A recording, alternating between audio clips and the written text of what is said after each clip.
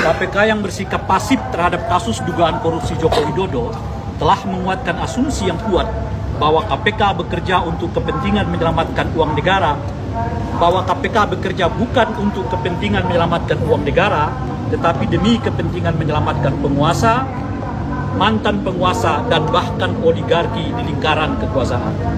4. Belum adanya laporan masyarakat seperti yang diungkapkan KPK adalah tidak benar.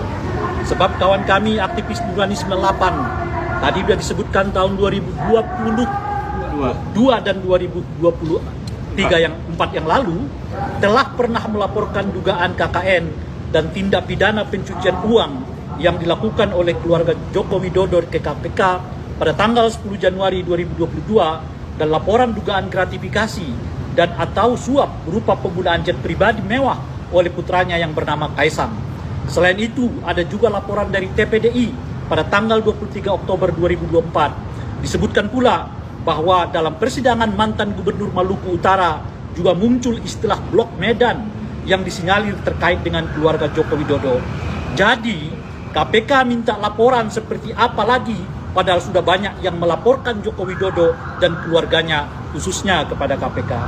Maka dan oleh karena itulah kami dari Eksponen 98 yang tergabung dalam Nurani 98 yang memiliki tanggung jawab moral dan konstitusional pada sejarah reformasi 98 mendesak KPK untuk segera memeriksa harta kekayaan Joko Widodo beserta kekayaan keluarganya, istrinya, anak-anaknya, menantunya, dan saudara-saudaranya dalam 10 tahun terakhir.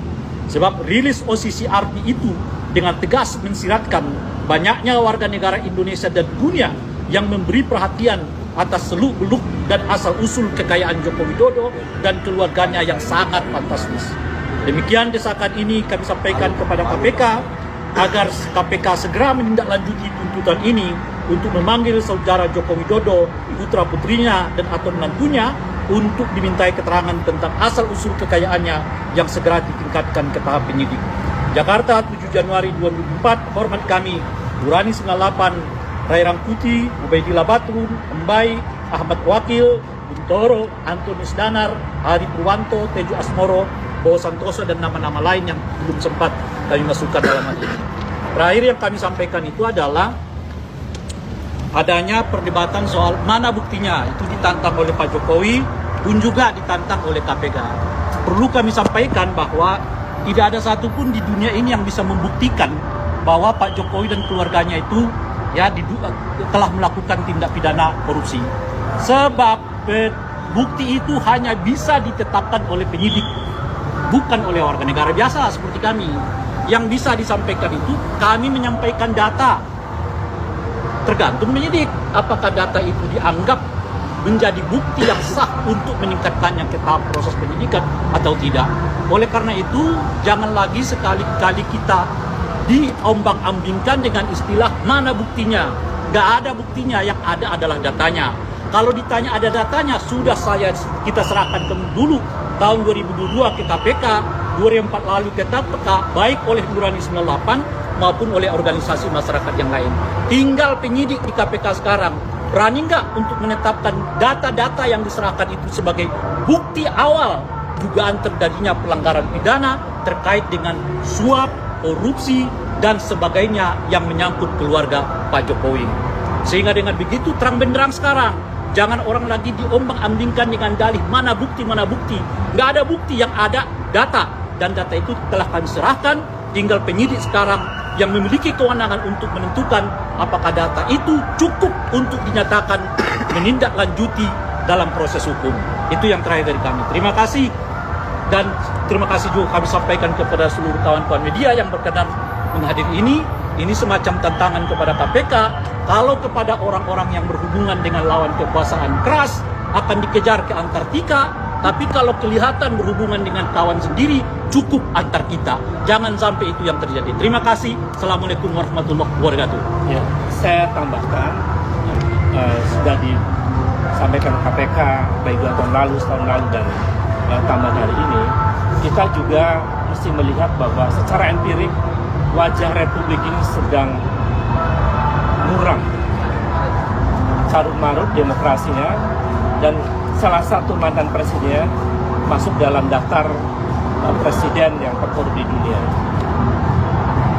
Tentu kita malu.